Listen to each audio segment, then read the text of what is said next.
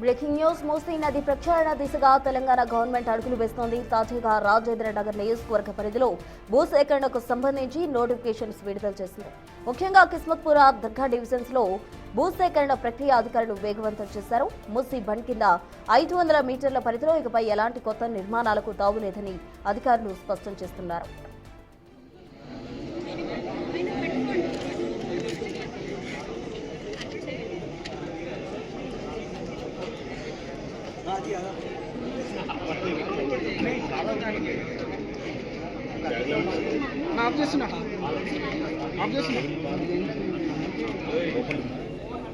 రాష్ట్ర ప్రభుత్వ లెక్కల ప్రకారం సుందరీకరణ ప్రాజెక్టులో భాగంగా బండ్లగూడ జాగీర్ ఉప్పర్పల్లి ప్రాంతాల్లో ఉన్న నిర్మాణాలు స్వాధీనం చేసుకోబోతున్నారు.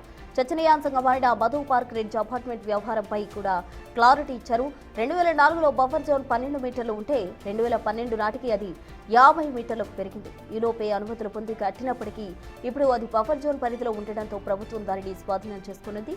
అయితే ఉన్న పలంగా ఖాళీ చేయించకుండా దశల వారీగా అభిప్రాయ సేకరణ చేపట్టి మార్కెట్ ధర ప్రకారం నష్టపరిహారం చెల్లిస్తామని అధికారులు హామీ ఇస్తున్నారు.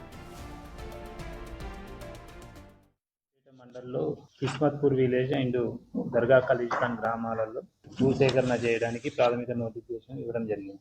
దాంట్లో దర్గా ఖలీజ్ఖాన్లో 24 ఎకరాల 38 గుంటలు, కిస్మత్పూర్లో 19 ఎకరాల 10 గుంటలకు సంబంధించి మనం ప్రాథమిక నోటిఫికేషన్ ఇవ్వడం జరిగింది. అయితే ఈ 2 గ్రామాలకు సంబంధించి ఏదైతే మనకి రిక్వియేషన్ MRDCL నుంచి రావడం జరిగిందో దానికి సంబంధించి చూసినప్పుడు ఈ 2 గ్రామాలలో నోటిఫై చేసిన ఏరియా అంతా కూడా బండ్ కింద 500 మీటర్స్ లోపల ఉన్న ఏరియాకి సంబంధించిన ప్లేస్ అది.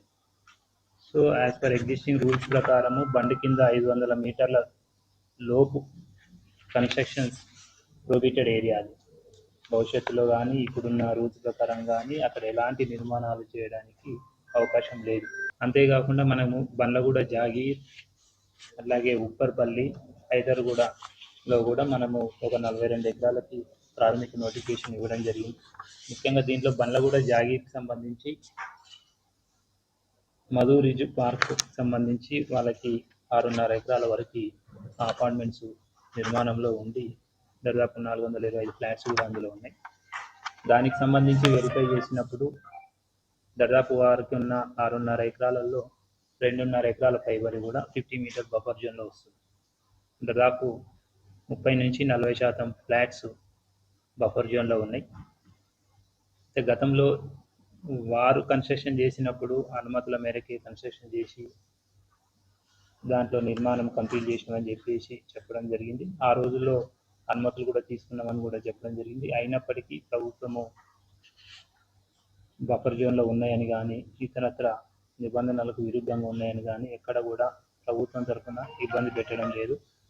బఫర్ జోన్లో ఉన్నప్పటికీ కూడా పూర్తి స్థాయి నష్టపరిహారం చెల్లించే, భూసేకరణ నిబంధనల ప్రకారం నష్టపరిహారం చెల్లించే, మార్కెట్ రేట్ ప్రకారం మెరుగైన మార్కెట్ రేట్ ప్రకారం చెల్లించి ముఖ్యంగా వారి ఆమోదం మేరకే వాళ్ళతో నెగోషియేట్ చేసి ఆ యొక్క నష్టపరిహారము తీసుకోవాలనేది ప్రభుత్వ ప్రధాన ఉద్దేశం. గండిపేట మండలంలో ఎవరికీ అన్యాయం జరగకుండా పారదర్శకంగా భూసేకరణ చేస్తామని ప్రాథమిక నోటిఫికేషన్ ఇచ్చిన 60 రోజుల్లోపు బాధితుల నుంచి అభ్యంతరాలు, అభిప్రాయాలు స్వీకరిస్తామని స్పష్టం చేశారు. మొత్తం 83 ఎకరాల 13 గుంటల భూసేకరణే లక్ష్యంగా ప్రభుత్వం ముందుకు వెళ్తోంది.